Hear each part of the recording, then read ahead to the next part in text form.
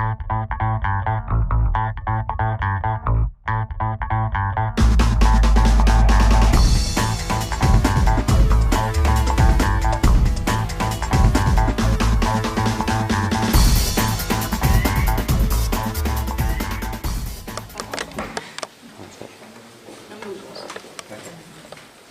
no sé si me escuchará bien o no. Buenas tardes.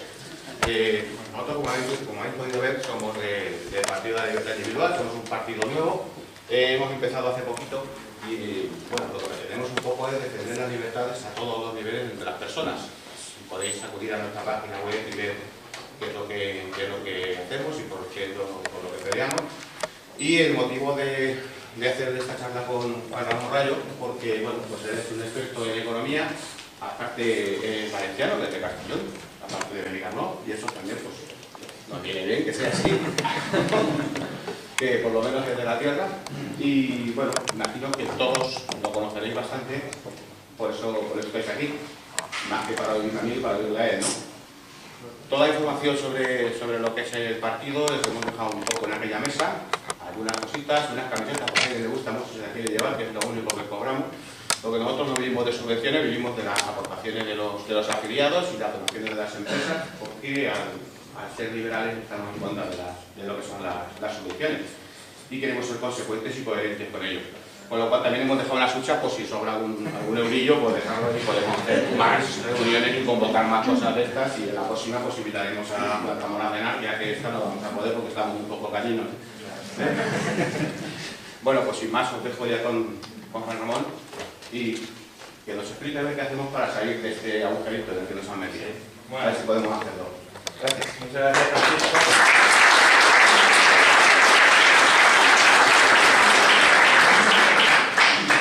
Pues muchas gracias, Francisco. Muchas gracias al Pelín por usar la generosa invitación. La verdad que tenía muchas ganas de dar una charla pues en Valencia, en mi tierra, y justamente al lado de donde pasé 5 años estudiando, ¿no? En la Universidad de Valencia. O sea que, bueno, la verdad muy a gusto de estar aquí. También muchas gracias a todos vosotros por asistir. Entonces, la charla que os voy a ofrecer es más o menos un resumen del libro que tenéis ahí, una alternativa liberal para salir de la crisis. Es quizá un título alternativo que hubiese podido llevar el libro, el colapso económico de España.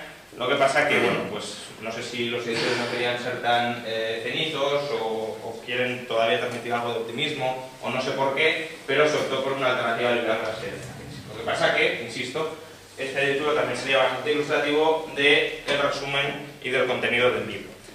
Entonces, lo que voy a explicaros, sobre todo me voy a centrar en analizar las causas, es decir, por qué hemos llegado hasta aquí, por qué, como decía Francisco, nos han metido hasta aquí, quienes nos han metido hasta aquí, que básicamente, por resumirlo, son los políticos y todos aquellos que tengan un cierto poder desde el Estado.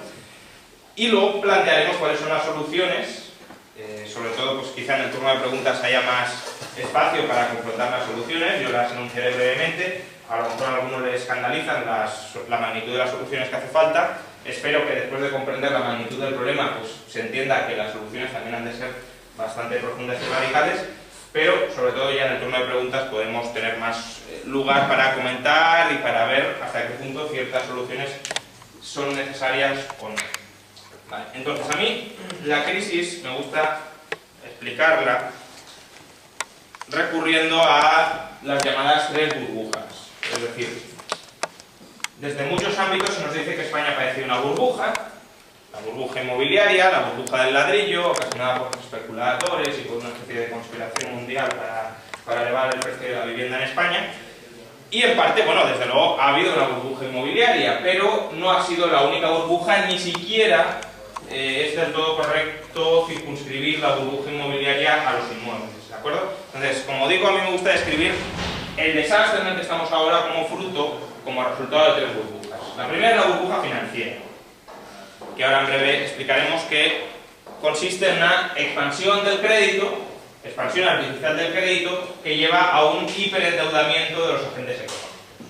La burbuja financiera, a su vez, genera la burbuja que yo he llamado productiva, que popularmente se conoce como burbuja inmobiliaria. Prefiero llamarla productiva porque no afectó solo a los inmuebles, desde luego fue la parte más visible, la parte más escandalosa, la parte ya más exagerada, pero en general las distorsiones y las malas inversiones de carácter real, de carácter productivo, se extendieron sobre muchos otros sectores que no eran necesariamente el ladrillo, ¿no?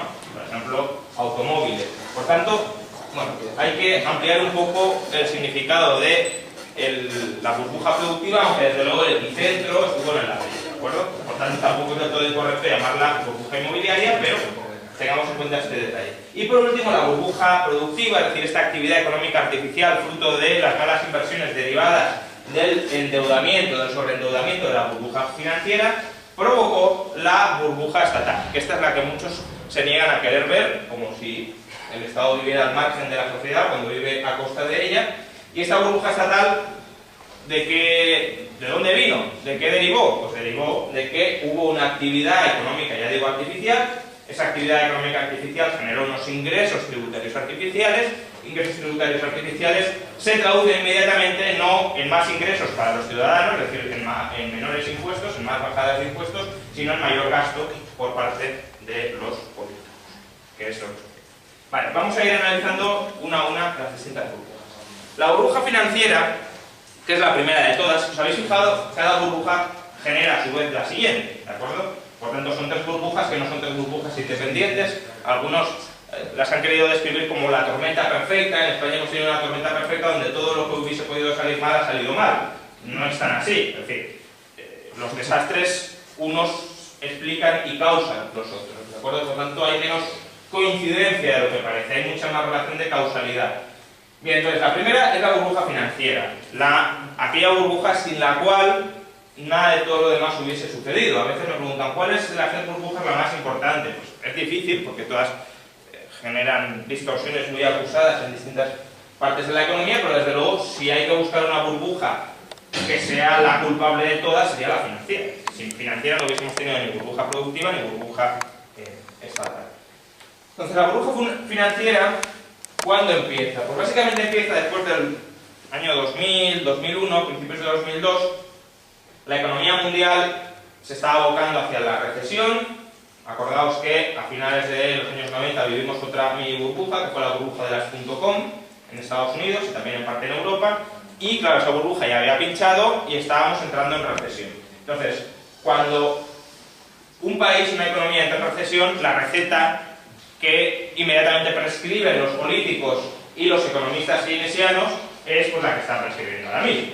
Bajemos los tipos de interés para relanzar la actividad económica. Entonces, en aquel momento había mucho margen para bajar los tipos de interés, ¿de acuerdo? Porque partíamos de unos tipos de interés en Estados Unidos por encima del 6%, en Europa de casi el 5%, y por tanto, la bajada de los tipos de interés, fijaos que en Europa, el Banco Central Europeo baja el tipo de interés desde casi el 5 al 2% durante más de 2 años, tuvo los tipos de interés al 2% durante prácticamente 2 años, pues eso, claro, ¿qué generó? Pues generó un abaratamiento del coste al que los ciudadanos se podían endeudar, ciudadanos, familias y empresas, claro. Fijaos, por ejemplo, que el tipo de interés hipotecario, que es esta línea roja, responde inmediatamente, el tipo de interés medio al que se pagaban las hipotecas en España, corresponde a la caída del Banco Central, del tipo de interés del Banco Central, ¿de acuerdo?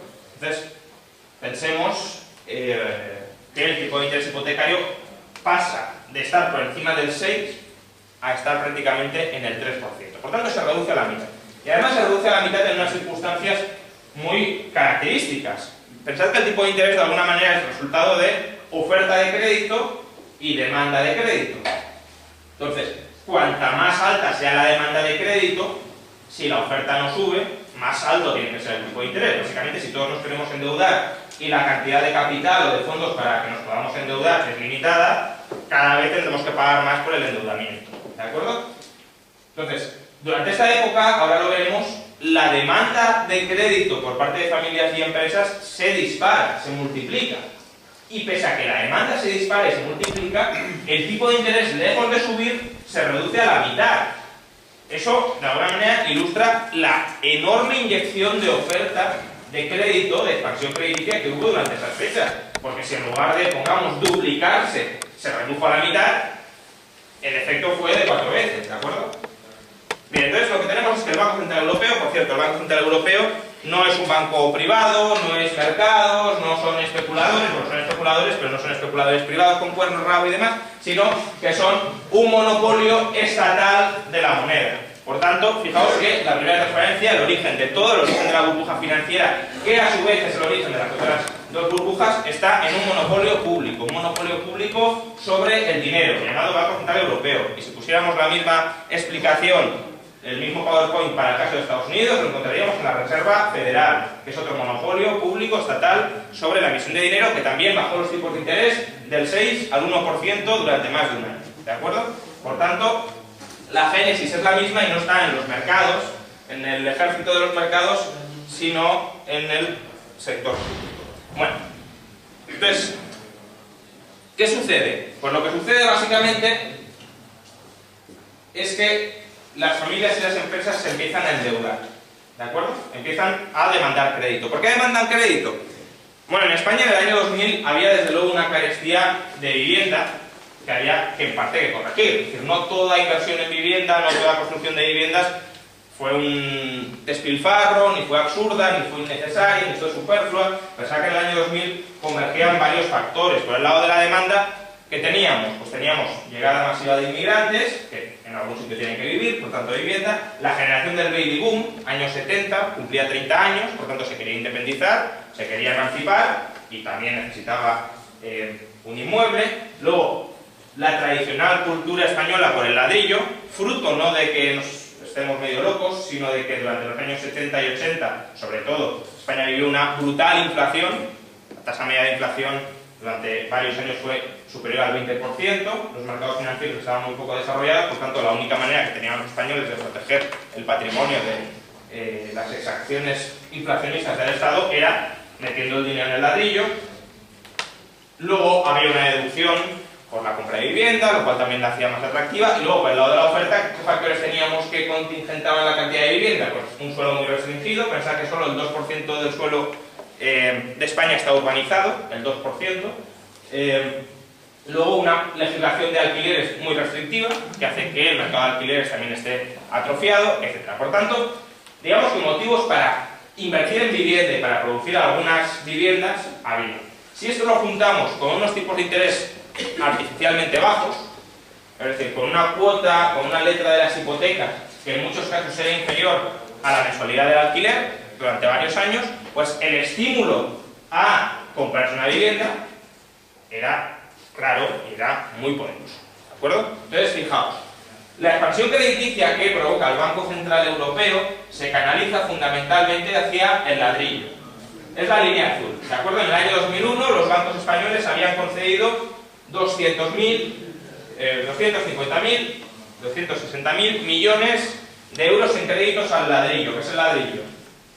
Hipotecas, créditos a constructores y créditos a promotores, ¿de acuerdo?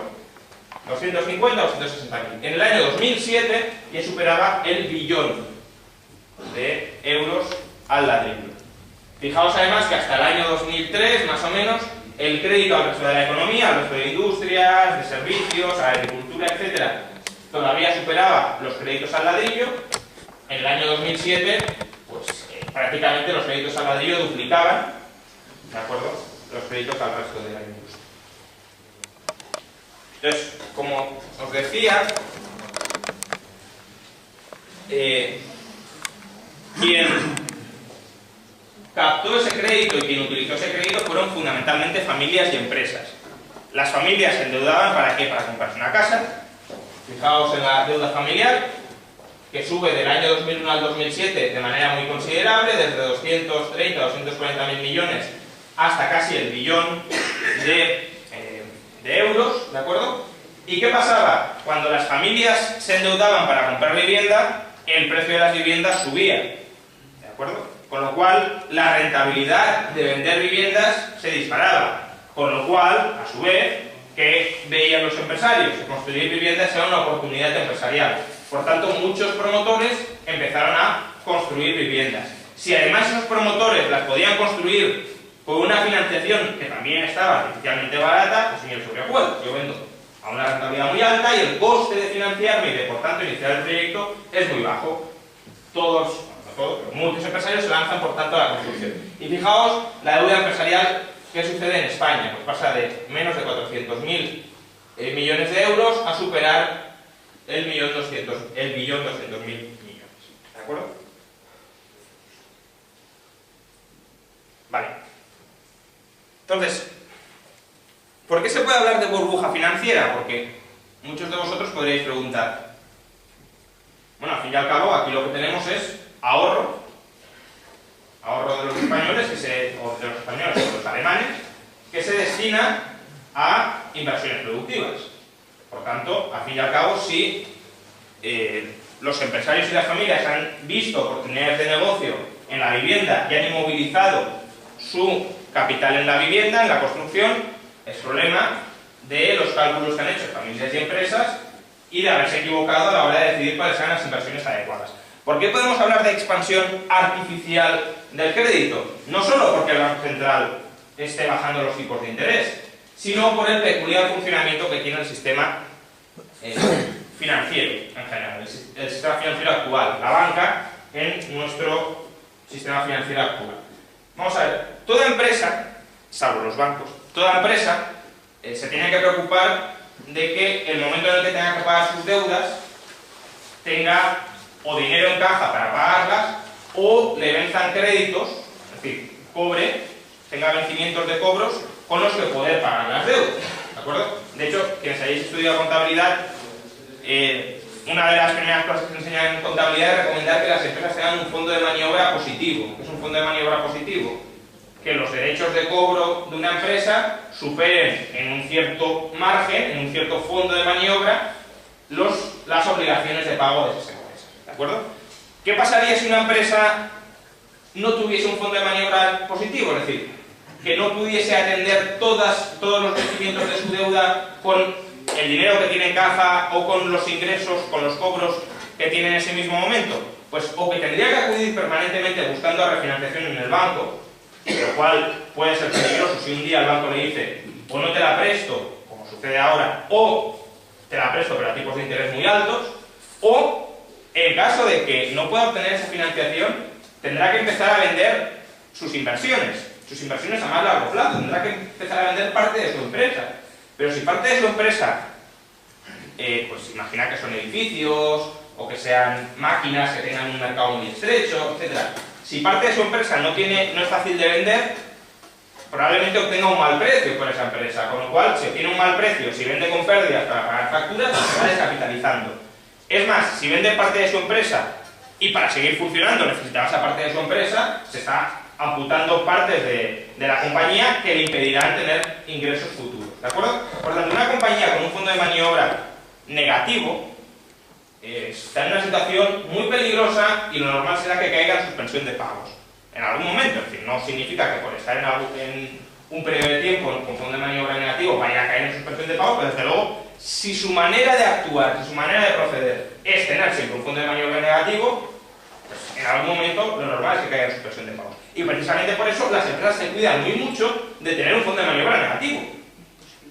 Sí, o sea, se cuidan de no tenerlo, vamos. Es decir, intentan tener siempre un fondo de maniobra positivo, ¿de acuerdo? Todas las empresas, los supermercados es un caso particular, porque como cobran tantas veces, bueno, quienes lo conocéis, es distinto. Todas las empresas, salvo una en concreto, que es el sector financiero. El sector financiero no es que tenga un fondo de maniobra ligeramente negativo, es decir, que se le descalce un poquito el vencimiento de los créditos, de los pagos, que tiene un fondo de maniobra gigantesca y estructuralmente negativo. Si os fijáis, la fuente de financiación, los pasivos, las deudas de los bancos, ¿qué son fundamentalmente? Pues son depósitos a la vista. Es decir, deuda a corto plazo de nosotros, familias o empresas que tienen allí su depósito y que podemos ir en cualquier momento al banco y decirle, págame. Por lo tanto, es una deuda a ultra corto plazo. De hecho, no tiene ni plazo, porque el plazo lo fijamos nosotros cuando vamos a pedir el pago, ¿de acuerdo? ¿Y cuál es la principal inversión? El principal activo con el que el banco espera hacer frente a esas deudas. Pues hipotecas a 30 años, préstamos empresariales a 15 años, etc. Es decir, son activos a muy largo plazo para hacer frente o para poder pagar deudas a un plazo absolutamente ínfimo.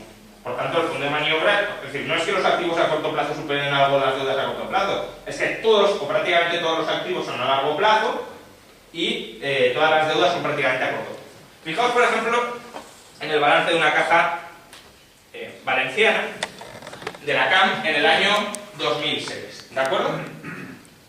Entonces, la CAM tenía en el año 2001 unos activos de 12.000 millones de euros y eran fundamentalmente activos todos a largo plazo.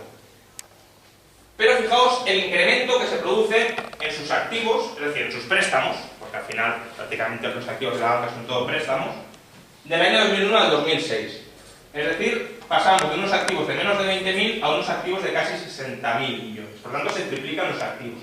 Y se triplican fundamentalmente los activos a largo plazo, que son todos estos, el azul más oscuro. ¿Y cómo financia la CAM ese incremento de los activos a largo plazo? Pues fundamentalmente con pasivos a corto plazo, que son esta franja roja, granate prácticamente, ¿de acuerdo? El rojo más claro sería la deuda a un plazo ligeramente mayor, tampoco os penséis que son deudas a 30 años ni nada, son deudas a 3, 4 años, por tanto sigue habiendo un desequilibrio muy fuerte en las fuentes de financiación, pero no es tan exagerado. Y luego, el color rosa o rojo muy claro que tenéis arriba de todo son los fondos propios. Es decir, lo que tiene la CAM para absorber las pérdidas de su activo. El hecho de que tenga unos fondos propios tan minúsculos, ¿qué significaba? Que solo con que una pequeña franja de este activo enorme, solo una pequeña franja, igual al tamaño de la franja esta roja clara, resultara impagada, se imagina, pues esa franja representará un 3 o un 4% del activo probablemente, ¿de acuerdo? Un 4 o 5%. Solo con un 5% de su activo resulte impagado, está quebrado. Por tanto, tampoco es tan sorprendente lo que luego hemos visto, ¿de acuerdo? Pero sobre todo me interesa que os fijéis en esto. Fundamentalmente, los activos a largo plazo, los préstamos a muy largo plazo de la CAM o de cualquier otro banco o caja español, ¿cómo se financiaron? Fundamentalmente con deuda a muy corto plazo. Entonces, si esto es así, ¿por qué los bancos o las cajas no caen en suspensión de pagos? Pues precisamente por lo que os he contado al principio, porque está el Banco Central detrás. El Banco Central es el prestamista de última instancia. Entonces, ¿qué sucede? Si un banco en algún momento no puede pagar, es decir, si sus vencimientos superan a los ingresos, a los cobros que en ese momento recibe, ¿qué hace el banco? Pues en última instancia puede ir al Banco Central y el Banco Central le concede un préstamo con el cual renueva el vencimiento de su deuda. ¿Hasta cuándo? Pues puede ir renovando el vencimiento de su deuda de manera indefinida. Con lo cual, el banco al final se puede estar financiando por aquí al 2%, que es el tipo que fijaba el Banco Central Europeo, y por el lado del activo puede estar cobrando pues, el tipo hipotecario, ¿de acuerdo? O el tipo de préstamos empresariales, que normalmente lo referenciaban al tipo al que se podía refinanciar, que era el Euribor, más un margen, por tanto siempre se quedaban con un margen de beneficio, ¿de acuerdo? Por tanto, los bancos que hicieron, canalizaron ahorro a corto plazo, porque las familias querían tener ese ahorro, o las empresas querían tener ese ahorro disponible a corto plazo. Para eso se lo prestaron al banco a la vista, es decir, querían que estuviese disponible, no necesariamente físicamente en un espacio concreto, pero sí que el banco lo pudiese devolver en cuanto quisiese, que las inversiones que acometiera el banco tuvieran un carácter de muy corto plazo y muy seguro. ¿Para qué? Precisamente para poder devolver los préstamos que había recibido. Y el banco que hizo, o la caja que hizo, inmovilizar todo ese ahorro a corto plazo a muy largo plazo. Por tanto, hubo una descoordinación promovida por el sistema financiero, a su vez promovida por el Banco Central, entre los deseos y las expectativas de los ahorradores y los deseos y las necesidades y las perspectivas de los inversores. Los inversores invirtieron como si la gente estuviese ahorrando a 30 años y la gente estaba ahorrando a medio año, un año, año y medio, etc. Y eso obviamente da lugar a malas inversiones. Si todos queréis que una economía produzca bienes dentro de 2 años y la economía lo está preparando para dentro de 30, pues no está, digamos, satisfaciendo vuestras necesidades, ¿no? En el caso de España, además, no fueron las necesidades, o no solo fueron las necesidades de los españoles, sino que también se comprometieron las necesidades de los ahorradores extranjeros. Y habréis oído que uno de los principales prestamistas de la banca española fueron bancos alemanes. Por tanto, los bancos alemanes proporcionaban financiación a los bancos españoles. Financiación a corto o medio plazo, es decir, a 3 o 4 años. ¿Y qué esperaban los bancos alemanes? Que en 3 o 4 años las cajas o los bancos españoles pudieran devolverles ese dinero a los ahorradores alemanes, ¿de acuerdo? ¿Para qué? Pues para lo que sea, o para consumirlo, o para invertirlo en China, o para lo que sea, pero en todo caso tener la opción de recuperar en 3 o 4 años lo que habían prestado.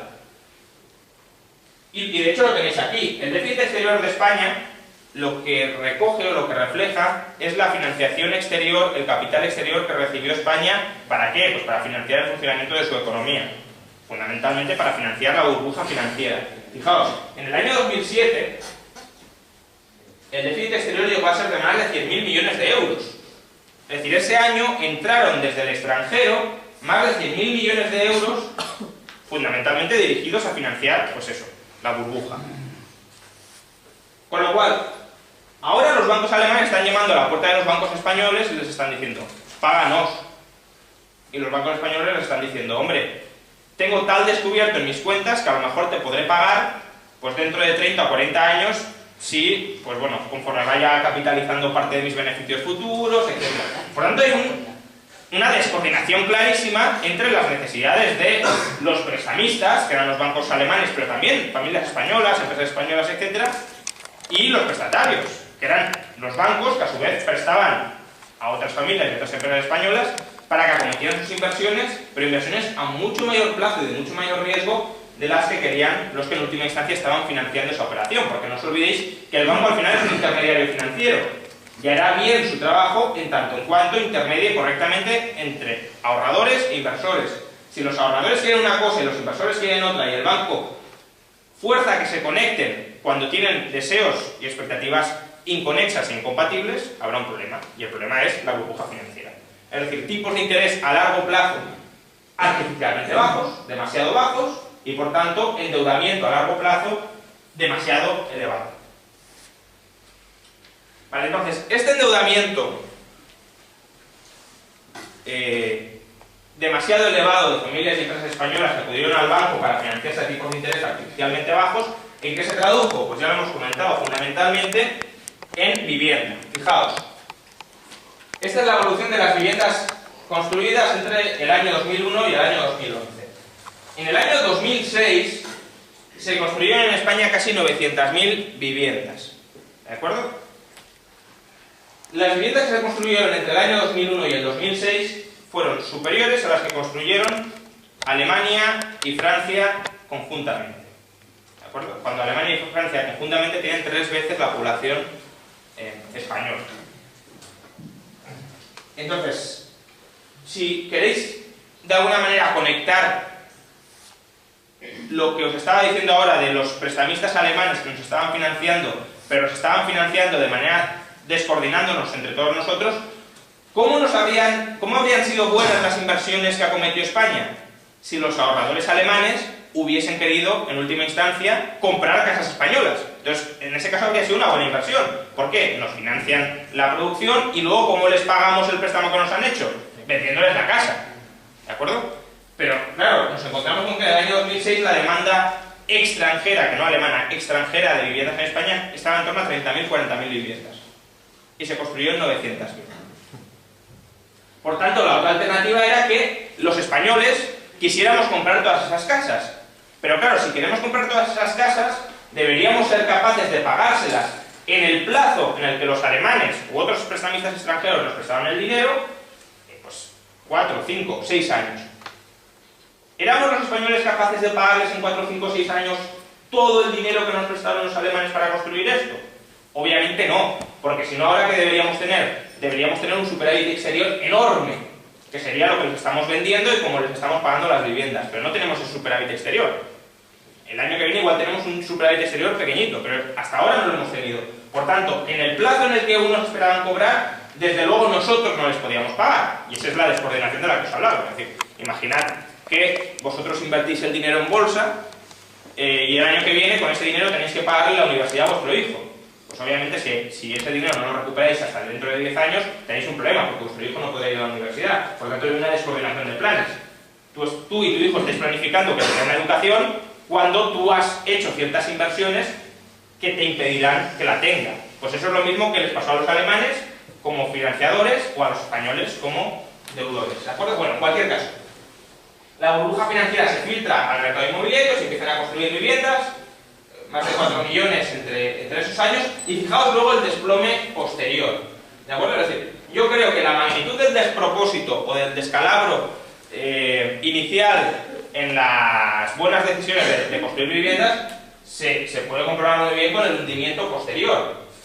Es decir, entre estos años se construyen muchas menos viviendas que en 3 años se construyen muchas menos viviendas que cualquier año individual en la época de burbuja. ¿Esto qué significa? Que nos pasamos 20 pueblos construyendo viviendas y luego, claro, ya hemos construido todas las viviendas que necesita España para los próximos 20 años o 30 años. Por tanto, ya se ha paralizado prácticamente del todo la construcción de viviendas, ¿no? Es decir, y de hecho, esto son promociones que ya están iniciadas y que intentan rentabilizar de alguna manera terminándolas para ver si las pueden vender a algún precio moderado. Pero inicio de nuevas promociones, prácticamente ninguno, ¿de acuerdo? Pero luego fijaos, pese a este enorme aumento de la oferta, ¿qué pasó con los precios de la vivienda? Que se duplicaron. Lo tenéis en la línea roja, ¿no? Y en el eje derecho. Pasaron de prácticamente 1.500 euros el metro cuadrado hasta 3.000, casi 3.000 euros el metro cuadrado. Es decir, pese a que tuvimos un incremento brutal de la oferta de viviendas, los precios prácticamente se duplicaron. ¿Por qué? Porque la demanda todavía creció más. ¿Y por qué creció más la demanda de viviendas? Porque estaba alimentada por el crédito artificialmente barato, es decir, por la burbuja financiera de la que antes hemos hablado. Por tanto, el origen, fijaos que está todo en la burbuja financiera, tanto la financiación que sufraga o que permite esta construcción enorme de viviendas, como en la financiación que permite la adquisición a precios crecientes de este volumen enorme de viviendas. Vale, entonces, es importante que no nos quedemos en que la burbuja inmobiliaria es solo burbuja inmobiliaria, es decir, es solo cementerios de ladrillo que han sido edificados y que están ahí y que no tienen ningún uso, sino que entendamos que la burbuja inmobiliaria son muchas más cosas, que las distorsiones sobre la economía española no se quedan en haber dilapidado los recursos en inmuebles, sino que además hubo otras distorsiones. ¿Por qué? Pues básicamente porque durante mucho tiempo, durante esos años en el que se estaban construyendo las viviendas, por un lado hubo que destinar trabajadores españoles a construir viviendas, con lo cual esos trabajadores o no podían estar educándose o no podían estar construyendo otras cosas de mayor valor visto en retrospectiva, claro. No, en aquel momento, como estaban los incentivos adulterados por el crédito, parecía que lo que tenía más valor eran las viviendas. Ahora nos damos cuenta de que no. ¿Por qué? Porque las construíamos esperando que se fueran a vender, no se pueden vender, por tanto tienen un valor muy bajo. Pero en aquel momento parecía que sí. Sino que además, esos trabajadores que de alguna manera llegan al sector inmobiliario a construir viviendas, empiezan a gastar, empiezan a consumir. Con lo cual, a su vez, ese empleo en el sector de la construcción da lugar a nuevos empleos en sectores que no están relacionados con la construcción. Pero esos sectores, la supervivencia de esos sectores, depende de que la construcción siga funcionando. Y ya no me refiero solo a sectores que tengan una clara conexión con la construcción, con el ladrillo, tipo cementeras, muebles, azulejeras, etc. Que eso es lo más claro. Yo pongo un ejemplo para entender cómo se puede llegar a ramificar las malas decisiones de inversión a lo largo de toda la economía. Imaginad que en un descampado se empieza a construir un edificio, una promoción enorme de edificios, y como hay muchos obreros, un señor ve una oportunidad de negocio y monta un bar pues justo delante de la promoción. ¿Para qué monta el bar? Pues para que los obreros, cuando vayan a desayunar al bar. Por tanto, la rentabilidad y la supervivencia de ese bar, ¿de qué depende? De que se siga construyendo y de que la promoción siga su curso. Si de repente, al medio año, por lo que sea, se paraliza absolutamente la obra, ese señor se arruina. Ese señor ni tiene por qué haberse endeudado, a lo mejor montó el bar con sus ahorros, por tanto ni siquiera ha tomado una mala inversión fruto del crédito artificialmente barato, o no directamente, ni tiene por qué haberse endeudado, ni tenemos por qué considerar que está en un sector de burbuja, porque en los bares obviamente, bueno, podemos opinar, pero en principio no tiene por qué haber una burbuja, ¿de acuerdo? Pero desde luego la supervivencia de ese sector dependía de que subsistiera la burbuja inmobiliaria. Por tanto, si ese sector, si ese bar pues monta su negocio y la burbuja colapsa, ese bar ha pasado a ser también una mala inversión.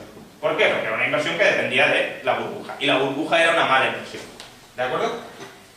Entonces, lo primero que tenemos que ver en el tema de la distorsión de la estructura productiva, de nuestra capacidad para producir cosas, es la evolución del número la evolución del número y de la calidad de nuestros empleados, de nuestros ocupados, ¿de acuerdo?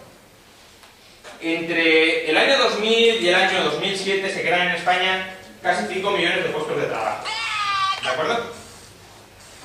Puestos de trabajo que fundamentalmente tienen un valor añadido muy bajo. ¿Por qué? Porque lo que incorporan son trabajadores que en muchos casos se limitan a tener el título de secundaria. Es decir, no son trabajadores de educación superior, ni trabajadores técnicos. Estoy hablando de secundaria ESO y algunos bachilleratos, ¿de acuerdo? Pero no estamos hablando ni de trabajadores técnicos ni de trabajadores universitarios. Bien. Entonces, fijaos, la línea roja, el número de ocupados con título de secundaria pasa de 6 millones a 9 millones. ¿De acuerdo? Luego, aquellos con títulos universitarios pasan de 3 millones, algo menos de 3 millones, a 4 millones y medio, 4 millones 600 mil. Y por último, los que tienen una formación técnica, pues pasan de 2 millones 200 a 3 millones y medio, más o menos. Bien. Por tanto, lo que incorporamos fundamentalmente, más de la mitad de los trabajadores que incorporamos son trabajadores con poca cualificación. No digo analfabetos, obviamente, no me estoy refiriendo a eso, pero sí con poca cualificación. Y luego, casualmente, cuando estalla la burbuja, fijaos, son estos trabajadores de la línea roja los que más sufren la destrucción de empleo. ¿De acuerdo? El número de ocupados con título de secundaria pues pasa de 9 millones a 7 millones. Es decir, 2 millones, más de 2 millones, o unos 2 millones de los puestos de trabajo que se destruyen son personas que tienen solamente el título de secundaria. Luego, los universitarios y los que tienen una titulación técnica, FP medio o superior, prácticamente conservan su empleo. ¿De acuerdo? El número. Vale, y aquí hay dos interpretaciones.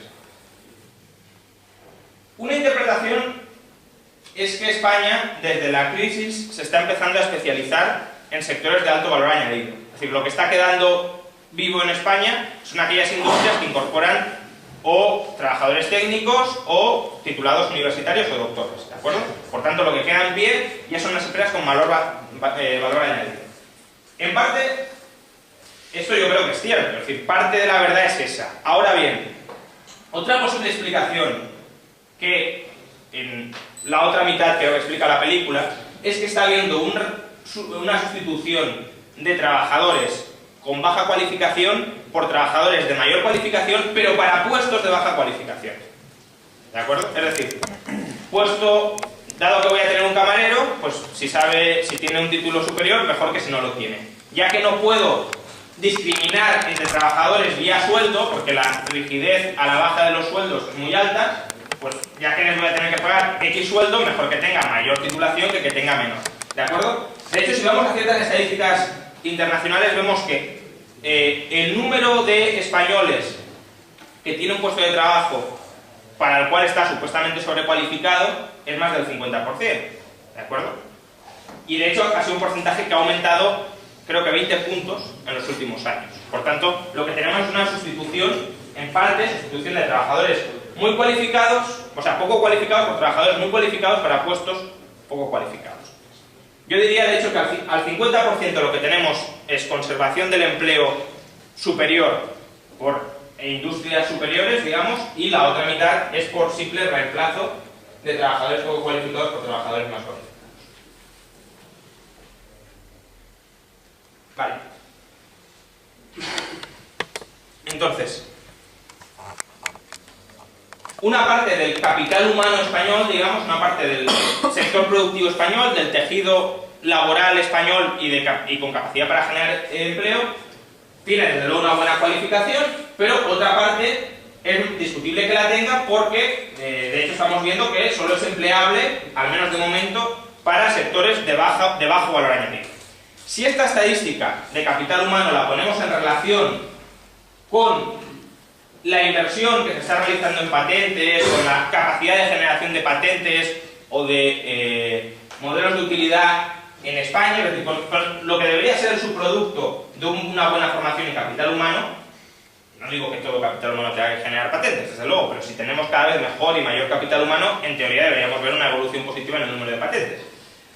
Y con lo que nos encontramos es que el número de patentes y de modelos de utilidad está estancado desde el año 2001. ¿De acuerdo? Es decir, no estamos produciendo más patentes y más modelos de utilidad desde el año 2001.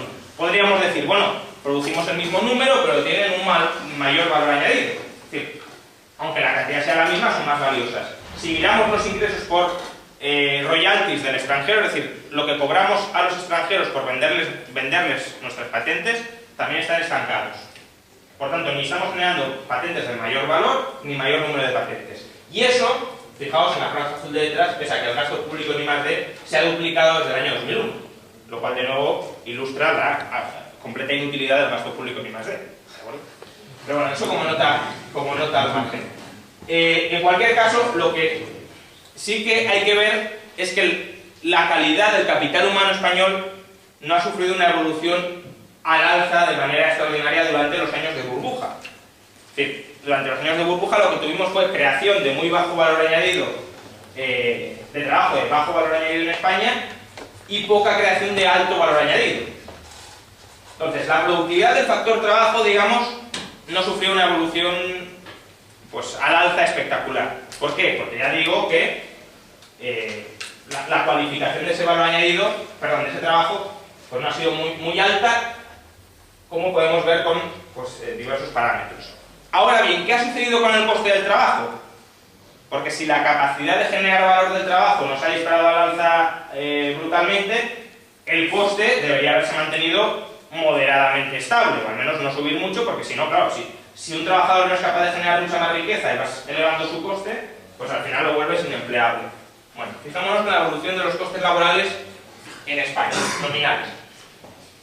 Tenéis una línea verde arriba del todo, que no es España, claramente, es Grecia, ¿de acuerdo?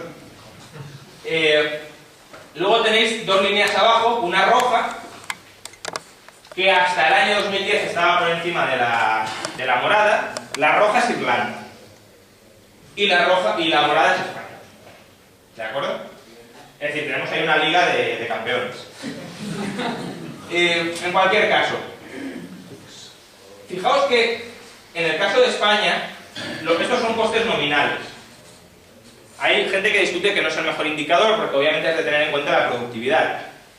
Y hay otro indicador que es el de coste laboral unitario, que no solo tienes en cuenta el coste laboral, sino la productividad del trabajador. ¿Cuál es el problema del coste laboral unitario para mí? Que la productividad la miden según el PIB. Entonces, claro, si en el PIB incluimos vivienda, plan E, etc., pues que el PIB aproxime realmente la productividad real del trabajo es bastante discutible. Que tú en el PIB puedes meter gasto absolutamente improductivo, haces crecer la cifra del PIB y entonces parece que el trabajador es más productivo, cuando no lo es. Es decir, no genera más cosas de valor, genera más despilfarro, genera más gasto, pero no mayor valor. Por tanto, si nos fijamos simplemente en la evolución del coste laboral unitario, es decir, lo que se les paga a los trabajadores sin contar la inflación, ¿de acuerdo? Los sueldos en España eran en el año 2011 un 55% superiores a los del año 2000, de media, ¿de acuerdo? Teniendo en cuenta también seguridad social. En Grecia llegaron a ser en el año 2008 un 75% superiores. Y esta línea azul, debajo del todo, es Alemania. ¿De acuerdo? En Alemania los sueldos en el año 2011 eran un 22% superiores que en el año 2000. De hecho, por inflación, tuvieron unos sueldos constantes, ¿de acuerdo? O incluso se les redujeron un poco. Entonces, la economía alemana da la impresión de que es ligeramente más productiva y genera bienestar un poquito de mayor valor añadido que los españoles. ¿de acuerdo? Y además han tenido una moderación salarial que hace que no solo produzcan mayor valor, sino a un coste que sea congelado, al menos en términos laborales. Ahora veremos otros costes. España nos hemos especializado en producir bienes de nulo valor añadido, o de muy poco valor añadido, la vivienda, a precios monstruosamente elevados, y además el factor trabajo que los estaba produciendo se ha encarecido de una manera muy considerable. ¿Qué sucede? Cuando la superestructura productiva basada en el ladrillo se desmorona y los trabajadores tienen que ser reubicados para producir otros bienes, tenemos un problema. El problema es, por un lado, no tenemos dónde emplearles, y por otro, el salario de partida para emplearles es muy alto en relación con nuestra capacidad de generar riqueza, porque aquí siempre se dice, no, pero los alemanes cobran mucho más. Sí, pero producen mucho más, ¿de acuerdo? Es decir, los españoles sabíamos producir viviendas, si las viviendas no se venden, hemos de producir otras cosas. Si no tenemos nada que producir, tú de entrada no puedes empezar cobrando mucho, porque entonces no puedes ser competitivo, ¿de acuerdo? Entonces, si tu salario de partida está inflado por la burbuja previa, pues tienes un problema a la hora de contratar trabajadores y de que con esos trabajadores poder producir bienes que se vendan en el mercado internacional a precios competitivos. ¿Bien? Pero bueno, uno podría decir, bueno, con los salarios nos hemos pasado a 4 pueblos. ¿Por qué? Porque aquí construimos una inflación salarial, una revalorización de salarios con base a una burbuja inmobiliaria. Pero bueno, al menos si el factor trabajo, que es uno de los más importantes dentro de los costes de la economía española, bueno, de cualquier economía, nos hemos pasado a 4 pueblos, esperemos que hayamos cuidado otros costes. Bueno, esto... Vayamos con el precio de la electricidad. La línea azul de arriba del todo sí es España, ¿de acuerdo? No es Grecia, es España. Entonces, lo que tenemos es que en el año 2012 el precio de la electricidad en España era un 120% superior para empresas al del año 2002. ¿De acuerdo? En el resto de Europa, desde luego, la electricidad también subió, pero subió pues de manera bastante más moderada, ¿de acuerdo? Prácticamente la mitad. Por tanto, si en salarios ya no éramos competitivos, o no lo éramos, acordaos siempre, salarios en relación con la capacidad de generar riqueza. No estoy diciendo de nuevo que los salarios en España sean muy altos, son altos en relación con la capacidad de generación de riqueza de los españoles, pues en la electricidad, pues todavía más. ¿De acuerdo? ¿Y por qué se dispararon los precios de la electricidad? Muchos dicen que porque se liberalizó el sector. Al margen de que la liberalización esté bien hecha o mal hecha, es decir, al margen de que efectivamente haya competencia y haya capacidad de entrar en el mercado, ¿no?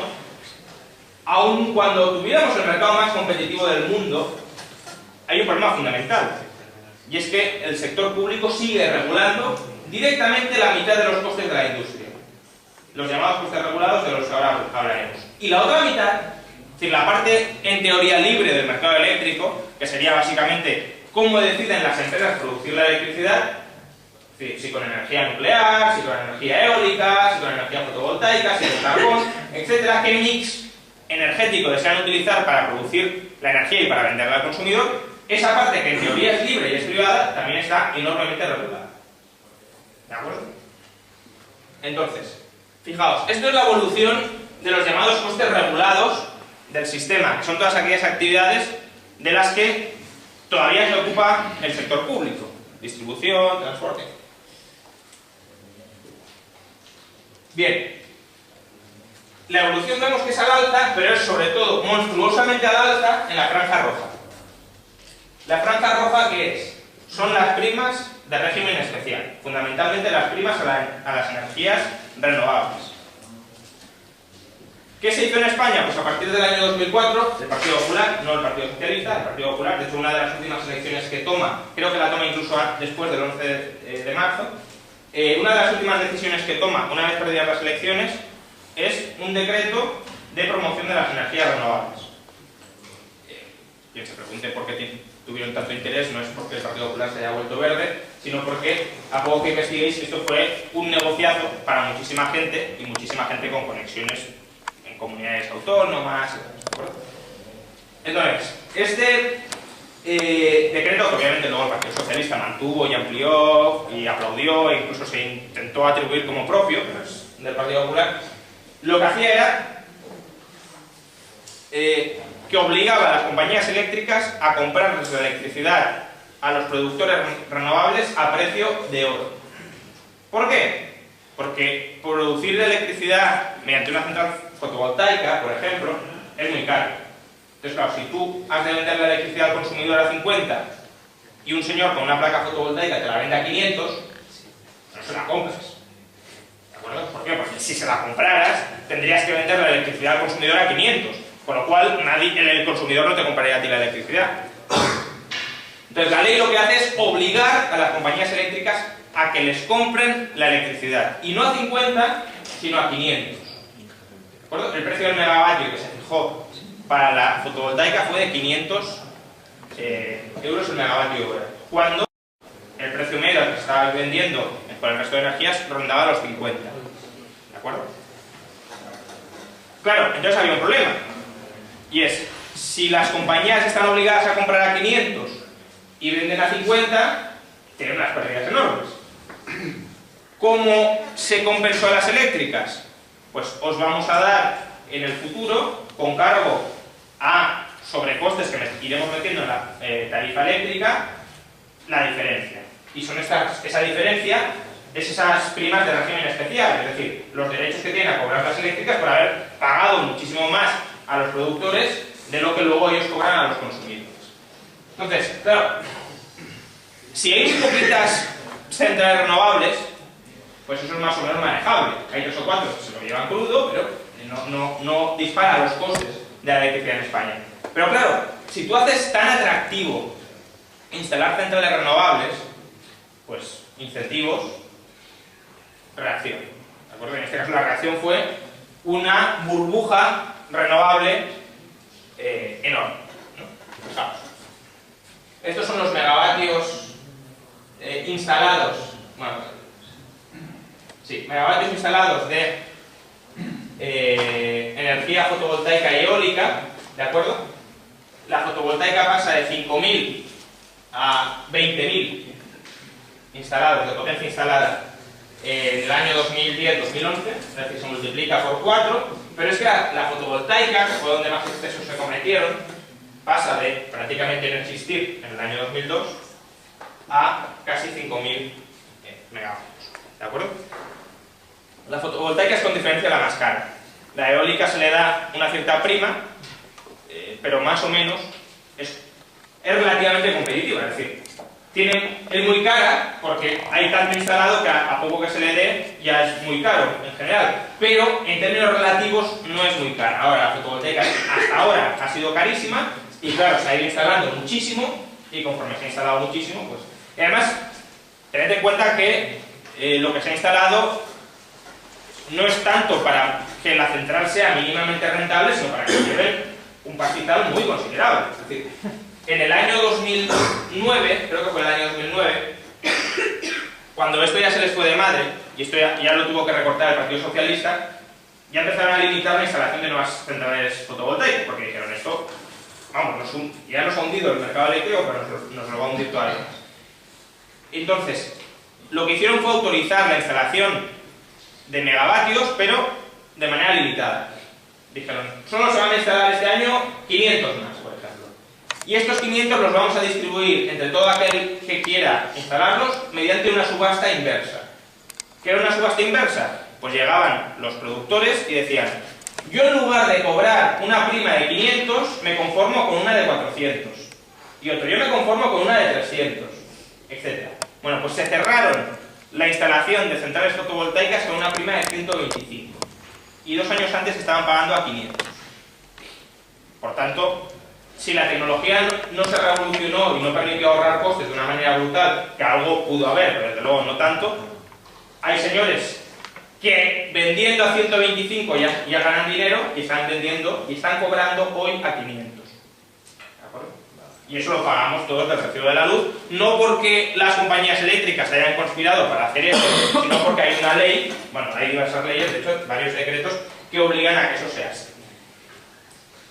Pero pese a esta enorme subida del recibo de la luz, lo más grave es que el sistema eléctrico todavía no cubre costes. Es decir, nos han más que duplicado los precios y aún así los costes totales del sistema siguen siendo superiores a los ingresos totales del sistema. Por tanto, para que el sistema ya no sea rentable, sino que cubra costes, habría que seguir subiendo los precios. La diferencia entre los costes y los ingresos del sistema eléctrico es el famoso déficit de tarifa. Déficit de tarifa que todavía existe. Pero existe, y fijaos a quién es imputable. Es decir, ahí tenéis el déficit de tarifa por año, en azul. Y la columna roja son las primas a las renovables.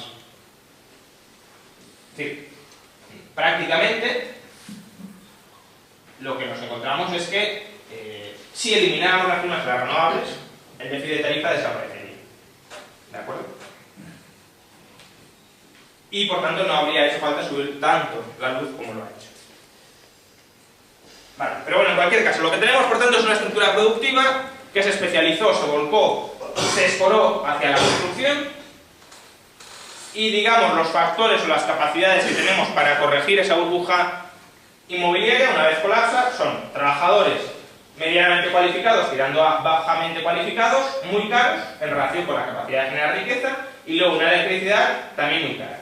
Y además aquí se podrían añadir otros muchos elementos que no contribuyen precisamente a fomentar ni la inversión ni el crecimiento, tipo una fiscalidad absolutamente pues aberrante, de la que luego comentaremos algo, un entorno institucional pues de corrupción, de tejemanejes, poco claro, con muy poca previsión de la ley, con muy poca seguridad jurídica, obviamente comparado con otros países, comparado con ciertos países subdesarrollados, pues la seguridad jurídica es magnífica, ¿no? Pero, cada vez menos, pero que todavía tenemos una cierta ventaja en ese sentido.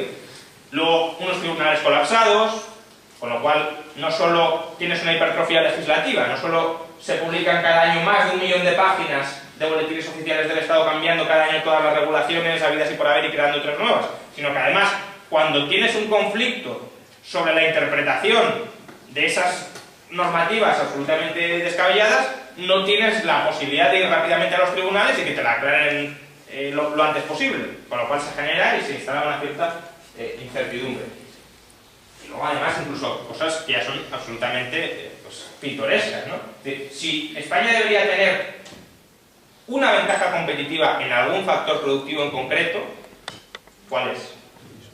La vivienda, el suelo, las construcciones. ¿Por qué? Porque nos hemos pasado, ya digo, 4 pueblos construyendo, deberían estar los pisos tirados de precio, debería ser muy fácil o comprar unas oficinas, o montar una peluquería, o montar unos almacenes, etcétera, sigue siendo carísimo. ¿Por qué? Pues porque los bancos no los venden, y los bancos no los venden porque o los retienen en balance o porque están refinanciando las promotoras para que no haga falta que los vendan. Por tanto, no tenemos una ventaja clara en ninguna de las rúbricas, al menos en agregado. Y mucha gente dice, el problema que necesita España, o lo que necesita España para salir de la crisis, es estimular el gasto, el consumo, sobre todo. Entonces, si nos fijamos en la evolución del PIB, el consumo, incluyendo el consumo público, ¿de acuerdo? El consumo agregado en la economía española, en septiembre del año 2012, que son los últimos datos hasta ahora disponibles, era en torno a un 3% más bajo que en marzo de 2007, es decir, el pico de la burbuja. La inversión pública y privada, fundamentalmente privada, vamos, era casi un 35-36% más bajo. Lo que se ha desplomado en este país es la inversión, no es el consumo. El consumo obviamente ha caído y en ciertos sectores habrá caído mucho, pero en agregado no ha caído tanto. Lo que se ha desplomado absolutamente ha sido la inversión. ¿Y por qué se ha desplomado la inversión? Porque para invertir tiene que haber una perspectiva de rentabilidad. Y por todo lo que hemos comentado antes, no hay ninguna perspectiva de rentabilidad. Entonces, ¿España qué necesita hacer ahora mismo? Necesita que esta inversión vuelva a remontar. ¿Para qué? Para crear un nuevo tejido productivo. Porque el tejido productivo que tenemos es el tejido del ladrillo. Y eso no nos sirve. Tenemos que crear otro. Y para crear otro necesitamos inversión. ¿De acuerdo?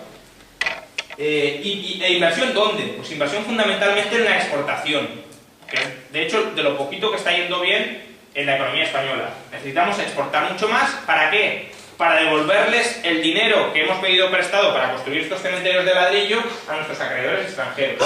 ¿Y cómo se les devuelve el dinero? Vendiéndoles más de lo que les compramos. Por tanto, tenemos que construir una industria exportadora, pero para construir una industria exportadora necesitamos inversión en industrias exportadoras, y no la está viendo, o no la está viendo en la suficiente magnitud como para recolocar a los factores productivos que se están quedando desempleados una vez han perdido su trabajo en el ladrillo. ¿De acuerdo? Bien. Y pasamos a la última de las burbujas, que es la burbuja estatal.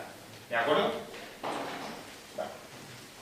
Entonces, la burbuja estatal, ya os lo he comentado, año 2001-2007, tenemos burbuja financiera que genera también una hipertrofia de la actividad productiva, y esa hipertrofia de la actividad productiva, ¿a qué da lugar? Pues a un aumento muy considerable de los ingresos tributarios. Si hay más actividad, si hay más gastos, si hay más inversión, pues hay más ingresos por IRPF, sociedades, IVA, etc. Entonces, de nuevo, sobre todo es relevante hasta aquí, ¿de acuerdo? Hasta el año 2007. Luego, ahora comentaré a partir del año 2007. Pero para ver la burbuja, fijaos hasta el año 2007. Tenemos una línea azul oscuro, que despunta y que, de nuevo, afortunadamente no es España, sino que es Irlanda. ¿De acuerdo? Los ingresos en Irlanda eran en el año 2007 casi un 80% superiores a los del año 2001. Y luego, inmediatamente por debajo, tenemos una línea azul clarito que, de nuevo, sí es España. Los ingresos tributarios en el año 2007 eran casi un 70% superiores a los del año 2001. ¿De acuerdo? Por tanto, en el año 2007, el conjunto del presupuesto que manejaban los políticos era en España alrededor de 170.000, 175.000 millones de euros superior al que manejaban en el año 2001. Entonces, vosotros, aparte de demonizar a los políticos, que está muy bien hacerlo, porque además acertaréis, pero también poneos en la piel de un político. Es decir, en cosa de 3 o 4 años, 4 o 5 años, recibe de golpe un presupuesto casi duplicado. Entonces, con ese dinero, ¿qué podía hacer? Pues, obviamente, con la mentalidad de los políticos, podía hacer una cosa, y era básicamente gastar. ¿De acuerdo? Entonces, si os fijáis, aquí lo que tenemos es la evolución del gasto público por habitante, corregido por número de personas en la Unión Europea. Y de nuevo, tenemos una liga de oro, plata y bronce, ¿no? La línea naranja es Grecia. Es decir, Grecia no la habíamos mencionado como un país donde hubiese aumentado espectacularmente la recaudación. Tampoco estuvo mal, fijaos, en la línea naranja aquí, tampoco estuvo mal, pero no tanto como España o Irlanda, y sin embargo en el gasto sí. ¿De acuerdo? El político griego no se conformó con la recaudación extraordinaria que estaba recibiendo, sino que además gastó muchísimo más. Y claro, si gastas mucho más de lo que ingresas, déficit, acumulación de deuda y todo lo que después sabemos. Luego nos encontramos con la línea azul oscura, que de nuevo es Irlanda, y posteriormente ya con España. ¿De acuerdo? En España, fijaos, en el año 2007, el gasto era pues casi un 50% superior al del año por habitante, ¿eh? Es decir, si no lo corrigiéramos por habitante, sería en torno a un 60-65% superior al del año 2000. En cualquier caso, los gastos subieron menos que los ingresos. Es decir, la recaudación subió más que los gastos. Entonces, esto es lo que lleva a muchos a decir que los políticos españoles fueron austeros durante esos años. Bueno, en realidad es que no supieron gastar suficientemente deprisa el dinero conforme les llegaba, no es que fueran austeros. De hecho, si miráis los presupuestos de esos años, ellos siempre efectuaban los presupuestos con una previsión de aumento de los ingresos que era más baja de la que finalmente cosechaban, ¿no? Se ha comentado muchas veces que Franco nunca entendió el éxito económico de los años 60, que le desbordó, que bueno, estaba ahí y se lo pasó muy bien, pero que no fue una planificación suya deliberada. Pues aquí fue algo similar, es decir, los políticos estaban ahí, la economía no sabían muy bien por qué, iba fantásticamente, o lo parecía, y claro, por muy optimistas que se mostraran, la evolución de las cosas, en términos pues contables y de ingresos, siempre iba mejor de lo que ellos preveían. Por lo tanto, claro, si tú cierras el gasto en el presupuesto, va a crecer un 10%, porque creemos que la recaudación va a subir un 10 y luego la recaudación que sube un 15 o un 20, pues tienen más ingresos de los que finalmente llegas a gastar, ¿no? Entonces, como el gasto aumentó menos que los ingresos, es lo que dio lugar y lo que explica el famoso superávit del año 2006, del año 2007, ese superávit del 2% del PIB, que en el año 2007 nos decían es imposible que España entre en déficit porque tenemos un superávit de 2 puntos, ¿no? Luego ya veremos que caímos a un déficit de 11 puntos, pero bueno, en cualquier caso, lo que esto ilustra es, de nuevo, que no hubo realmente austeridad.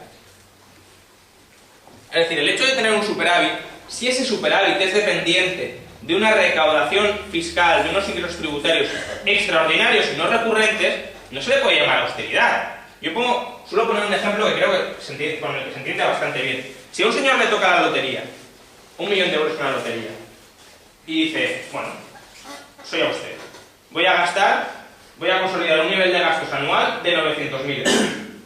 El primer año, desde luego, tiene superávit. Ha ingresado 1 millón y gasta 900.000. Al siguiente año está en bancarrota. ¿Por qué? Porque ya no vuelve a ganar la lotería, a menos que sea Fabra o alguien muy afortunado, no vuelve a ganar la lotería, y en cambio tiene un nivel de gastos de 900.000. Por tanto, tiene que recortar gastos y cae en la bancarrota. ¿De acuerdo? Entonces, aquí pasó algo similar. Teníamos un nivel de ingresos muy alto. ¿Fruto de qué? Fruto de que había mucha actividad. ¿Fruto de qué? De la burbuja financiera. Una vez colapsa la burbuja financiera, colapsa la burbuja productiva, es decir, la actividad, y colapsa también la burbuja de ingresos tributarios. Fijaos de todas formas que, claro, los políticos se quejan mucho, pero el colapso tampoco ha sido el desplome de los siglos. Sí. En el año 2011, la recaudación tributaria seguía siendo casi un 50% superior a la del año 2001. Desde el máximo, la recaudación habrá caído un 15 o un 16%. Es una caída fuerte. Tampoco es que se hayan quedado con los bolsillos vacíos. ¿Bien? Entonces, el problema ¿cuál ha sido? Que mientras la recaudación ha caído un 15%, deberíamos, para haber mantenido, no sé si el superávit, pero si el equilibrio o un déficit muy moderado, del 1 o del 2%, deberíamos haber recortado en paralelo los gastos. ¿Pero qué pasó con los gastos a partir del año 2007? Pues que siguieron subiendo. Fijaos, en el año 2007, por habitante, pues 42-43% superiores, en el año 2009, un 62%. Por tanto, si te caen 15 puntos los ingresos y subes 15 puntos los gastos, tienes un déficit de 30 puntos superior al del año 2000. ¿De acuerdo?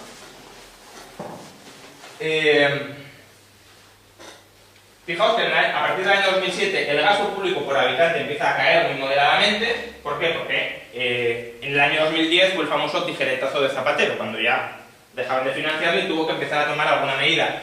Pero, aún así, tened en cuenta que el gasto en el año 2011 sigue estando muy por encima, y ya cuando Montoro se digna darnos las cifras del año 2012, con un retraso que, bueno, a lo mejor nos las da en 2014, no lo sé, pero en cualquier caso, cuando conozcamos las cifras del año 2012, probablemente seguiremos con unas cifras de gasto bastante por encima a las del año 2007. Y las cifras de gasto del año 2007 son las cifras de gasto del año de la burbuja. Es decir, el año 2007, el estado que teníamos en el año 2007 es el estado de la burbuja, el hijo de la burbuja. Por tanto, estaremos todavía por encima de ese tamaño del sector público. Muchas veces se dice, bueno, es por el gasto en desempleo, es por los intereses de la deuda. Aún no sabemos 2012, ya lo veremos, pero en 2011, si quitamos la inflación, es decir, para comprar lo mismo, pues cada vez es más caro, por tanto, es lógico que algo suba el gasto público, si queremos incluso que se mantenga estable. Si quitamos el efecto de la inflación, si quitamos los intereses de la deuda y si quitamos el subsidio de desempleo, la prestación de desempleo, el gasto por habitante, el gasto público por habitante en el año 2011 seguía siendo superior al del año 2007. Es decir, el gasto público central o nuclear, digamos, quitando todo lo demás, todavía era superior en el año 2011 por habitante al del año 2007. Por tanto, austeridad más bien poca hemos experimentado, al menos por el lado del gasto. Entonces, claro, pues lo que hemos tenido ha sido una burbuja del sector público en muchos aspectos, ¿no? Y voy a comentar solo algunos. Por ejemplo, gasto público por alumno, el futuro de nuestros hijos y demás. Bueno, El gasto público por alumno en España, en el año 2007, era de 8.000... He puesto 2007, pero tengo dudas de si no es en 2009. Bueno, en cualquier caso, 2007-2009 era de 8.000 euros por alumno. ¿De acuerdo? Finlandia, que es el país que saca mejores resultados en PISA, tiene un gasto de menos de 7.000 euros por alumno. Por tanto, gastamos más que Finlandia por alumno para obtener resultados. ¿De acuerdo? Pero es que además, si ponemos en relación el gasto por alumno per cápita, pues claro, no es lo mismo que un país muy pobre gaste 8.000 a que un país muy rico gaste 8.000, ¿de acuerdo? Por tanto, si ponemos ese gasto por alumno en relación con nuestra renta per cápita, somos el país de Europa que más gasta en educación por alumno. ¿De acuerdo? Y la calidad, desde luego, pues no es extraordinaria. ¿Por qué no es extraordinaria? Pues por muchas cosas. El 60-65% de todo el gasto en educación son salarios de los profesores. No pasa nada. De hecho, es lógico, es una actividad muy intensiva en trabajo, pues es lógico que la mayor parte del gasto sean salarios. ¿Qué sucede? Que la idea ingenua de gastamos más en educación, mejores resultados, no tiene ninguna relación de causalidad per se. Es decir, si los profesores son malos, si el proceso de selección del profesorado es malo, si la organización del profesorado es mala, es decir, si se le dice que enseñe cosas para las que no está preparado o para las que no son útiles, o el método que se le impone para educarlo no es el adecuado, por mucho que les paguemos más a los profesores, no van a rendir mejor ni van a dar mejores resultados, ¿de acuerdo? Muchas veces es que se liga la idea de educación con buenas pizarras, buenos ordenadores, no sé qué. Eso es una parte ínfima del presupuesto de educación y no es la parte principal.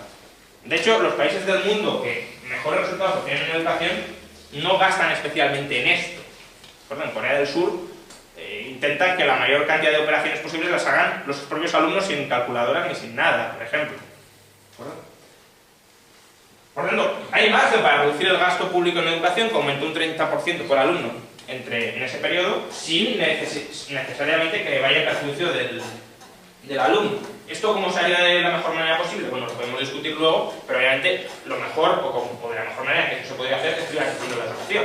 Es decir, que sea cada colegio quien de manera competitiva seleccione dónde recorta, cómo recorta, qué currículum ofrece, qué currículum formativo ofrece, qué método educativo propone para los alumnos y que luego, en función de los resultados que se vayan obteniendo, los padres seleccionen dónde quieren llevar a sus hijos y por tanto validen las mejores escuelas y castiguen a las peores escuelas. Ahora tenemos un sistema público educativo centralizado donde en todas partes se da lo mismo. Hay una anécdota que cuento en el libro de un ministro de Educación francés del siglo XIX que lo estaba entrevistando un periodista y le dijo el periodista, bueno, cuénteme algo del sistema educativo francés. Y él sacó pecho y dijo, bueno, pues miró el reloj, dice, son las 12:30, en este momento todos los alumnos de Francia están escribiendo una redacción sobre las bondades del invierno. Es la idea absoluta de la igualdad y la centralización de los procesos educativos. Es decir, por mis santos lo que sea, en este momento todos los alumnos de Francia, todos los niños de Francia están aprendiendo lo mismo, de la misma manera, con el mismo procedimiento. ¿De acuerdo? Entonces, ¿qué pasa si ese procedimiento no es el adecuado? Pues que nos despeñamos todos, básicamente. En cambio, si cada uno prueba por un lado, unos fracasan y otros aciertan, los que hayan fracasado rápidamente se redirigirán por el rumbo, por el camino adecuado. Bien, bueno, aquí tenemos otra partida que también se hipertrofió de gasto, que es el gasto por empleo público.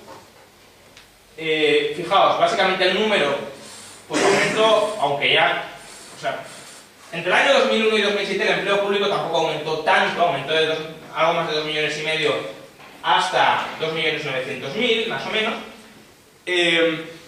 Sobre todo lo escandaloso de la evolución del empleo público es que estallada la crisis siguiera creciendo.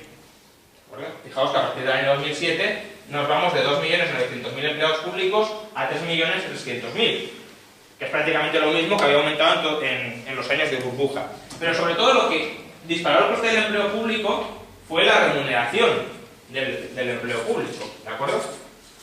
En términos nominales, el coste medio, incluyendo seguridad social, del empleo público pasó de 26.000, 27.000 euros en el año 2001 a 40.000 euros en el año 2009. decir, la remuneración media del empleado público en España pasó a 40.000 euros, contando de nuevo, ya digo, seguridad social, que es un tercio de los ingresos. Y en términos reales pasó de 27 a 33, 34.000 euros, ¿de acuerdo? Y luego ya con los recortes posteriores ha caído por debajo de 30. Y en 2012, si lo analizáramos, pues obviamente al perder una paga extra, pues todavía habría caído más. En cualquier caso, el coste total de empleo público prácticamente se duplicó entre el año 2001 y el año 2010. Para que os hagáis una idea, un tercio de todo el presupuesto público, de todos los ingresos tributarios de España van dirigidos a pagar nóminas públicas. Uno de cada 3 euros que actualmente recauda Montoro, y recauda muchos, un tercio van dirigidos a pagar nóminas públicas. Por tanto, estamos en una situación, desde luego, muy comprometida para las cuentas públicas, porque es un gasto muy rígido que no se puede bajar con mucha facilidad. Además, destinamos el 12% del PIB a nóminas públicas. Alemania, por ejemplo, destina el 7%. Son 5 puntos más, que en España serían 50.000 millones de euros. Es la mitad del déficit, prácticamente. Bueno, y luego otros gastos, pues que se dispararon. El gasto en sanidad per cápita pasó de 1.600 euros a 2.700. Bueno, esto no es en euros, es en dólares internacionales, ¿eh? Pero bueno, en cualquier caso, que aumentó más de un 50%. El gasto en personal sanitario en 11.000 millones. Bueno. Luego, prestaciones sociales. Aumentan en 50.000 millones hasta el año 2007 y en 90.000 millones hasta el año 2010. Por tanto, fijaos que las prestaciones sociales, básicamente pensiones, también subsidios de desempleo, etcétera, se están disparando. Por tanto, aunque no tuviéramos crisis, aquí habría que hacer algún tipo de reforma, porque están siguiendo una evolución alarmantemente peligrosa. Alarmantemente peligrosa si se quieren seguir pagando, si no, obviamente, pues que caigan, ¿no? Pero si se quieren seguir pagando, es alarmantemente peligrosa. Y explican en gran medida la evolución del déficit. Luego, actividades recreativas, deportes y religión, pues esa partida aumentó en 10.000 millones entre el año 2001 y el 2007. ¿De acuerdo? Pasó de 7.000 millones a 17.000. Estas son cosas que no sé muy bien para qué las hace el Estado. Es decir, al margen de si tiene que prestar la sanidad pública o privada, ¿no? Pues promover el deporte, pues cada uno que se promueva su deporte, ¿no? Si quiere o si no quiere. O las asociaciones deportivas, los clubes privados, etcétera, lo podrían hacer muy bien. Por no hablar de la religión, pues cada confesión que se pague lo suyo en función de su número de fieles que tenga. Y actividades recreativas, hombre, sí tenemos explicación de por qué se hace, porque sobre todo los concejales de fiestas y demás pues lo manejan muy bien, pero vamos, también son competencias impropias. Luego, asuntos económicos, que es básicamente obra pública, aumentó en 26.000 millones. Es decir, la cantidad de construcciones que tuvimos en España solo tiene parangón con las construcciones privadas de la burbuja inmobiliaria. Por ejemplo, la red de autovías aumentó en un 50%. Ya tenemos más autovías que Francia, más kilómetros de autovías que Francia o que Alemania. Luego, fuimos el país de Europa que más aumentó sus líneas de ferrocarril. Tenemos un tercio de toda la red europea de alta velocidad. De hecho, somos el país del mundo, después de China, con una extensión ligeramente inferior a la China, en número de kilómetros de líneas de alta velocidad. Somos el segundo país de Europa con mayor número de aeropuertos, de los cuales solo 8 de los 47 que tenemos son rentables. Que habría que cerrar todos los demás o rentabilizarlos de otra manera. No solo el aeropuerto de Castellón, más. Y luego también somos el segundo país de Europa con más kilometraje en oleoductos, ¿de acuerdo? ¿Cuál es el problema? Hay mucha gente que dice, para salir de la crisis hay que estimular la actividad económica invirtiendo todavía más en obra pública. Bueno, el uso que se está haciendo de esa red de infraestructuras, que desde luego está muy bien, es muy impresionante, pero el uso que se está haciendo de esa red está a niveles o por debajo del año 2001. Es decir, si miramos su utilización, el número de personas transportadas o de mercancías transportadas, toda la inversión que hemos hecho entre el año 2001 y el año 2009 no ha servido para nada, porque le estamos dando el mismo uso o menos, dependiendo de por ejemplo, solo ha aumentado el número de pasajeros en avión, que no es tanto por las infraestructuras, sino porque la revolución low cost y que cada vez la gente pues, ha ido viajando un poco más frente a la década de los 90. Pero al margen de eso, todo lo demás tiene un menor uso. Por tanto, ¿qué rentabilidad o qué beneficio cosecharíamos, al menos a corto plazo, de aumentar todavía más la red de infraestructuras públicas? Ninguna. Es decir, nos estamos quejando siempre de que hay recursos ociosos, de que hay trabajadores parados, de que hay fábricas que no se utilizan, y queremos construir todavía más redes que van a quedar ociosas. Digo en general, no sé, porque podría ser el caso que haya alguna red estratégica, por ejemplo conectando dos puntos, que pueda ser útil o que pueda ser conveniente, pero en general, desde luego, la retórica de hay que construir más y más y más y más no tiene ningún sentido. ¿De acuerdo? Y luego, bueno, en medio ambiente, seguridad, defensa o vivienda también gastamos 15.000 millones de euros más. Estos son cifras. 15.000 millones más no es el acumulado entre el año 2001 y el año 2007. Es cuál era el presupuesto de estas partidas en el año 2001 frente al del año 2007. Por tanto, gastábamos 15.000 millones más por año a partir del año 2007. ¿De acuerdo? Con lo cual, bueno, hablamos muy alegremente de miles de millones, pero fijaos pues, lo que esto representa, ¿no? Para que nos hagamos una idea, la subida de impuestos, el sablazo fiscal de Montoro el año pasado, era para recaudar 5.000 millones más. Es decir, estás exprimiendo al máximo a las rentas del trabajo y del capital, mientras solo el extra que pasaste a gastarte en medio ambiente, no sé, vivienda y tal, eran 15.000 millones. Pero bueno, como os he comentado, pues el hecho de que los ingresos aumentaran más rápidamente que los gastos, porque los políticos no podían seguir el ritmo a la hora de gastarlo, pues llevó a que en el año 2005, 2006 y 2007 tuviésemos un superávit presupuestario. Pero, cuando en el año 2007 empezó la burbuja financiera y la inmobiliaria, pues los ingresos se desplomaron, un 15, porque ya hemos dicho que se desplomaron un 70, cayeron un 15, y los gastos siguieron subiendo, con lo cual hizo aparición el déficit. Entonces, en el año 2009 el déficit fue de 120.000 millones de euros. 120.000 hay que ponerlo en relación, porque todavía hay gente que dice que fue demasiado poco. Si hubiésemos llegado a 500.000 millones de euros de déficit, estaríamos todavía más hundidos y todavía diría que sí, que fue demasiado poco para estimular la economía. En cualquier caso, este déficit, los 120.000 millones, hay que ponerlo en relación con el superávit previo. Porque de nuevo, mucha gente dice, Estados Unidos ha tenido un déficit más alto que nosotros. Y es verdad, en el año 2009 tuvo un déficit del 13% del PIB, es decir, 2 puntos más alto que el nuestro, tampoco mucho, pero 2 puntos más. ¿Qué pasa? Estados Unidos, durante los años previos, partía de un déficit del 4 del 5, la guerra de Irak y todo esto, con lo cual realmente la expansión fiscal que hizo, el estímulo fiscal que hizo, fue de 7-8 puntos. Nosotros partíamos del superávit del 2. Por tanto, no solo nos comimos el superávit del 2, sino que acumulamos un déficit del 11. Por tanto, tuvimos 13 puntos de expansión fiscal, que es probablemente la mayor expansión fiscal que se ha hecho en la historia de la humanidad. ¿De acuerdo? Porque, por ejemplo, la Gran Depresión, que está mitificada como la gran obra keynesiana a la hora de estimular la economía, Roosevelt jamás superó un déficit del 5% del PIB, salvo en la Segunda Guerra Mundial. Claro, ahí sí que se le fueron de madre, pero porque estaba financiando una guerra. Es verdad que hay gente que dice que lo bueno sería que tuviésemos una guerra para estimular la economía, pero yo creo que todavía no hemos llegado a ese punto de insensatez, ¿de acuerdo? Entonces, en tiempos no militares, no bélicos, el mayor déficit que tuvo Roosevelt fue del 4,75%, ¿de acuerdo? Nosotros del 11%, más del 11%. Y aún así la economía cada vez más hundida.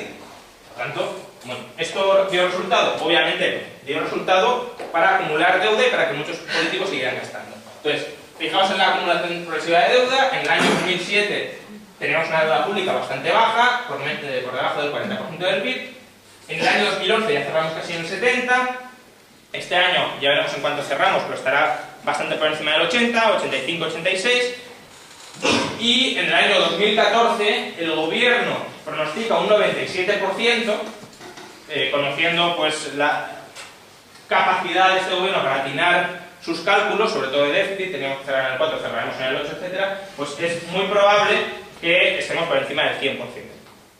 En el año que viene, que no falta mucho, no estamos hablando de 2020 o 2050, como a veces se hacen esas estimaciones. Es decir, tenemos una deuda por encima del 100%, por encima del 100% del PIB. Y eso ya cuesta mucho de devolver.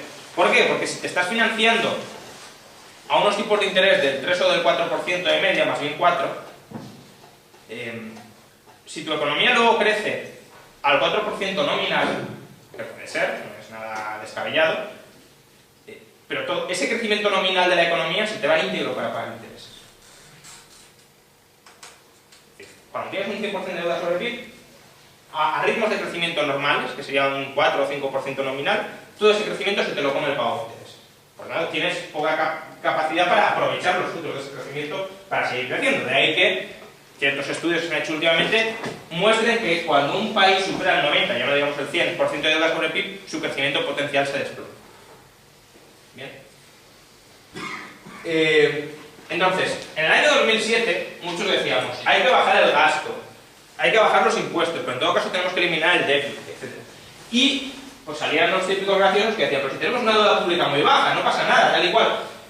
Ahora esos mismos ya están empezando a decir que tenemos una deuda pública muy alta, o que va siendo peligrosamente alta. No se dan cuenta de que o miraban la economía con unas gafas cortoplacistas enormes, porque para cambiar el diagnóstico del año 2007 al 2010 o 2011, cuando la acumulación de deuda fue o siguió el rumbo que estaba previsto, es decir, si teníamos un déficit del 11, es que en 3 o 4 años llegabas al 100, era de lógica. Pues bueno, eso es lo que tenemos ahora. Entonces, aún hay gente hoy que dice que aún seguimos teniendo una deuda un poquito por debajo de la media europea y que por tanto tenemos cierto margen para seguir gastando, sin darse cuenta de que si tenemos un déficit del 8 y no lo atajamos de manera muy intensa, pues en nada nos vamos a una deuda pública como la griega. Y desde luego, cuando tienes una deuda pública como la griega, pues la quita y el impago ya es inevitable. Vale, entonces, frente a este déficit público enorme, disparatado, y esta acumulación de deuda también insostenible, había dos alternativas.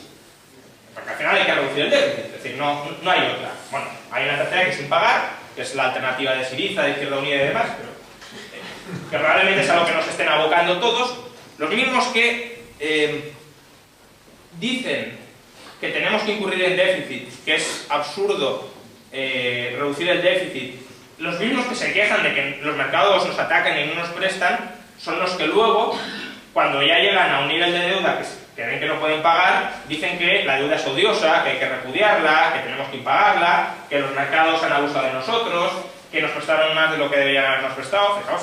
Sí.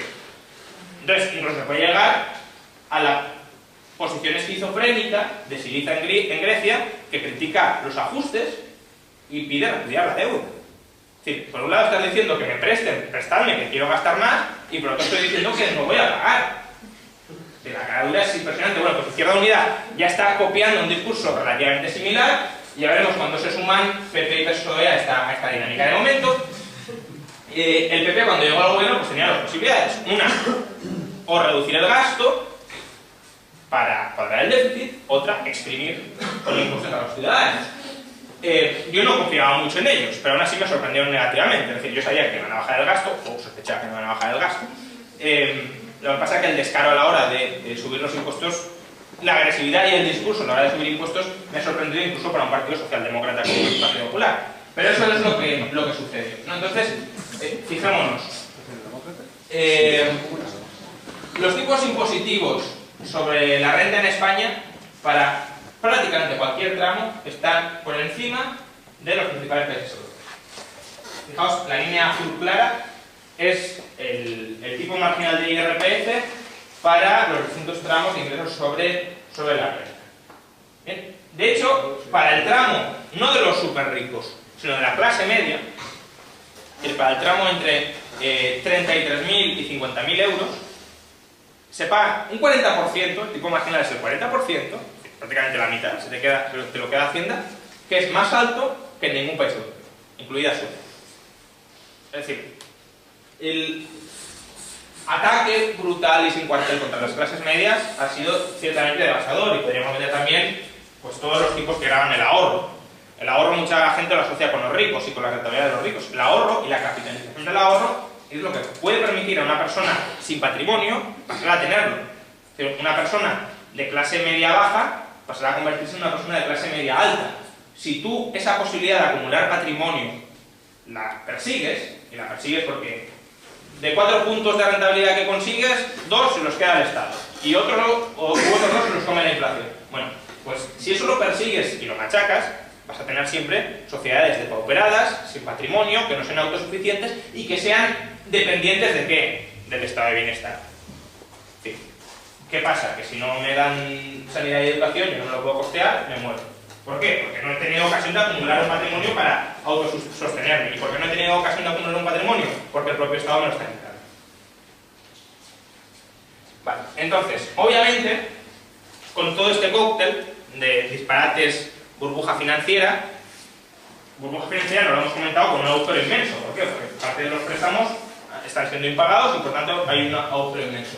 Burbuja productiva, descalabro de toda la especialización productiva de España, y burbuja pública que se ha pinchado mostrando un déficit enorme, pues da lugar a un pánico.